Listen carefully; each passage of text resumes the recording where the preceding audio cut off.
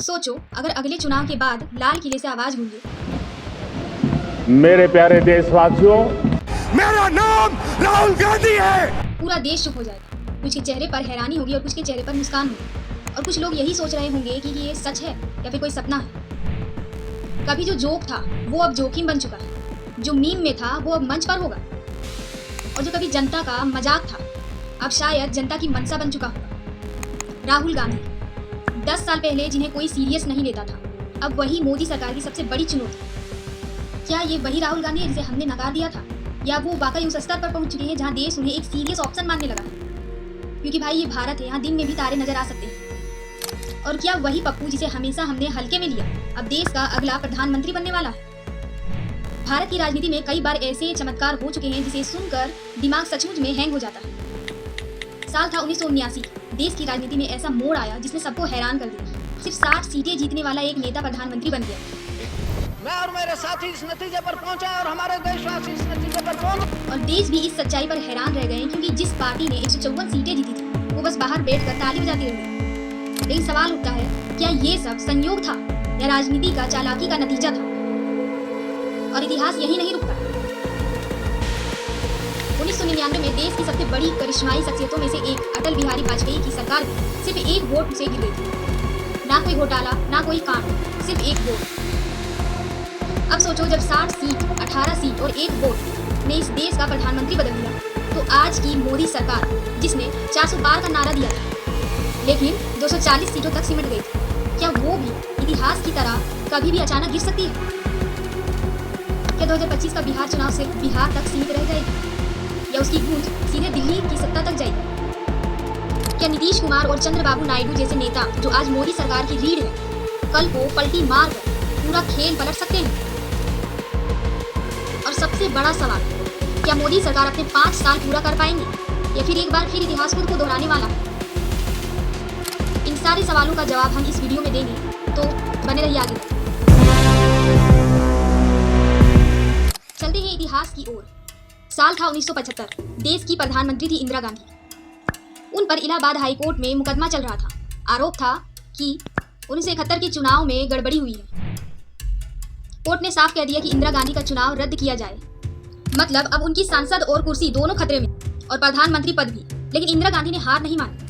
उन्होंने उठाया वो कदम जिसने देश की लोकतांत्रिक रीढ़ हिला दी। उन्होंने पूरे देश में इमरजेंसी लगा दी। इमरजेंसी लगाते ही हालात बदल गए। विपक्षी नेता जेलों में डाला गए और अखबारों में सेंसरशिप लगा दी गई। लोगों की आजादी छीन ली गई। 2 साल तक देश डर में जीता रहा, लेकिन अंदर ही अंदर गुस्सा सुलगता रहा, वो भी इंदिरा गांधी के खिलाफ। फिर आया 1977। इंदिरा गांधी ने सोचा, चलो अब चुनाव कर लेते हैं। शायद उन्हें लगा कि लोग सब भूल चुके होंगे, लेकिन जनता ने कहा कि इंदिरा हटाओ और लोकतंत्र बचाओ। देश भर की विपक्षी पार्टियां, जनसंघ, समाजवादी दल, लोक दल और कई छोटे दल सब एकजुट हुए और बनी जनता पार्टी। परिणाम क्या हुआ? कांग्रेस बुरी तरह हार गई और पहली बार भारत में गैर कांग्रेसी सरकार बनी। जनता पार्टी ने मोरारजी देसाई को प्रधानमंत्री बनाया।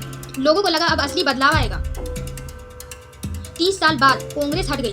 उम्मीदें आसमान पर थी, लेकिन जल्द ही सब बदल गया। जनता पार्टी अंदर से टूटी हुई थी। कोई समाजवादी था और कोई हिंदुत्ववादी, कोई किसान नेता थे। हर किसी की अपनी सोच और अपनी मांगे थी। धीरे धीरे खींचतान बढ़ी और मंत्री पद को लेकर झगड़े बढ़ने लगे, नीतियों पर टकराव होने लगे और आखिरकार 1979 आते आते सरकार डगमगा गई। मोरारजी देसाई ने इस्तीफा भी दे दिया और यहाँ एंट्री हुई चरण सिंह की। सिर्फ 60 सीटों वाले चरण सिंह ने मौका भांप लिया। उन्होंने संपर्क किया कांग्रेस से और इंदिरा गांधी ने कहा कि आप प्रधानमंत्री बनिए, हम बाहर से आपका समर्थन देंगे। बस खेल पलट गया। 60 सीटों वाला नेता बन गया देश का प्रधानमंत्री। राजनीति में भरोसा करना सबसे बड़ी बेवकूफी होती है। जब बहुमत साबित करने की बारी आई तो कांग्रेस ने अपना हाथ पीछे खींचा। चरण सिंह संसद में बहुमत साबित नहीं कर पाए और उन्हें भी इस्तीफा देना पड़ गया। सोचिए, जहां 60 सीटों वाला प्रधानमंत्री बन सकता है, वहां राजनीति में कुछ भी नामुमकिन नहीं होता। इतिहास ने साबित किया, सरकार हमेशा बड़े दल नहीं गिराते, कभी कभी छोटी पार्टियां और क्षेत्रीय नेता ही पूरा खेल पलट देते हैं। अब चलते हैं 2024 की तरफ। लोकसभा चुनाव 2024। 19 अप्रैल से वोटिंग शुरू हुई। मीडिया, जनता, हर जगह एक ही चर्चा हो रही थी, 400 पार। सबको यकीन था कि मोदी सरकार इतिहास दोहराने जा रही है। यहाँ तक कि बीजेपी के अपने चैनल्स और रिपोर्टर्स भी यही दिखा रहे थे। लेकिन जब 4 जून को नतीजे आए तो पूरा देश चौंक गया, क्योंकि बीजेपी को मिली थी सिर्फ 240 सीटें, कांग्रेस को 99 सीटें मिली। यानी ना बीजेपी को पूर्ण बहुमत मिली ना कांग्रेस को मिली। अब खेल शुरू हुआ क्षेत्रीय पार्टियों का। बिहार में नीतीश कुमार की जेडीयू 43 सीटें, आंध्र प्रदेश में चंद्रबाबू नायडू की टीडीपी 16 सीटें। यानी मोदी सरकार की तीसरी इनिंग इन 2 नेताओं की मर्जी पर टिकी हुई है। नीतीश कुमार और नायडू के समर्थन से एनडीए 293 सीटों तक पहुंचा और सरकार बनी। लेकिन सवाल तो यही है कि क्या ये गठबंधन टिक पाएगा। बिहार विधानसभा में कुल 243 सीटें, सत्ता के लिए चाहिए 122 सीट। और अभी एनडीए जिसमें बीजेपी, जेडीयू और छोटी पार्टियां हैं, उसके पास करीब 125 सीटें। इसका मतलब ये हुआ कि सिर्फ 3 सीटों का फर्क है, सरकार बना भी सकती है और गिरा भी सकती है। वहीं तेजस्वी यादव के पास 75 सीटें, कांग्रेस के पास कुछ सीटें हैं और कुछ छोटे दल मिलाकर महागठबंधन के पास लगभग 111 सीटें होंगी। यानी एनडीए बस थोड़ा सा बहुमत लेकर टिका हुआ है। तेजस्वी यादव की पार्टी लगातार मजबूत हो रही है। 2020 में उन्हें 75 सीटें मिली, 2015 में 80 सीटें मिली, क्योंकि जनता भरोसा करती है। और अब कांग्रेस भी दोबारा उभर रही है। मतलब आने वाले चुनाव में महागठबंधन एनडीए के लिए खतरा बन सकता है।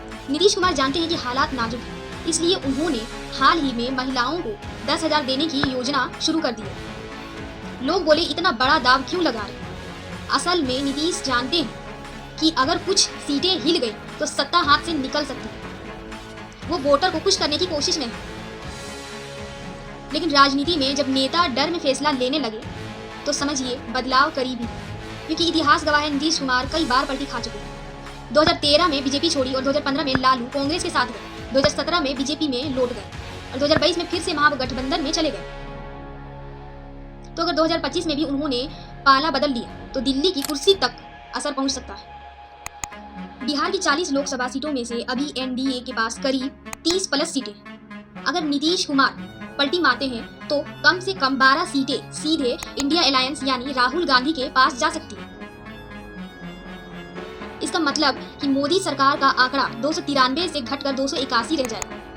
अब बारी चंद्रबाबू नायडू की है। उनकी टीडीपी के पास 16 सीटें और द हिंदू व इंडियन एक्सप्रेस की रिपोर्ट कहती है कि नायडू हमेशा वही रहते हैं जहां उन्हें फायदा ज्यादा मिलता है। अगर राहुल गांधी या इंडिया अलायंस उन्हें डिप्टी पीएम जैसी बड़ी भूमिका ऑफर कर दे तो वो एनडीए छोड़ सकते हैं। और ऐसा हुआ तो मोदी सरकार का आंकड़ा 281 से गिरकर 265 तक पहुंच सकता है।